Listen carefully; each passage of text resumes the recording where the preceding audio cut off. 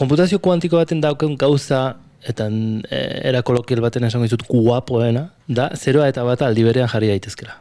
Eta horrek esan nahi du, adibidez, 6 zenbakia lortzeko probabilitate guztiak batera aldituzula eraman. Hau da, eredu inozoa jarriko, bai, baina gu aste bali baina pentsatzen, gure buruak 6 zenbakia lortzeko ze egingo eta, bueno, bat gehi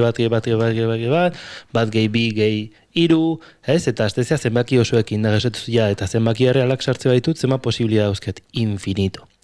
Eta gertatzen da, orain arte daukagun konputazio paraleloa edo txartel grafikoek hori egin dezakete, baina asko taratzen dute.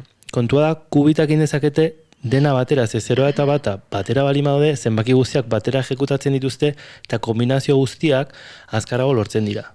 Eta gainera daukate posibilidade bat, ate logiko edo ate kuantikoak existitzen dira, eta orduan kubitoien arteko informazioa lotu daiteke era konkretu batean nun konputazio normalak ez duen gestionatzen. Beraz, azkar esatearen da, askoz posibilidade gehiago kalkulatzen dituzu batera, bai denak ez dute balio. Orduan, erantzun zehatz hori bilatzeko adibidez arazo bat dago hain mundu kuantikoan.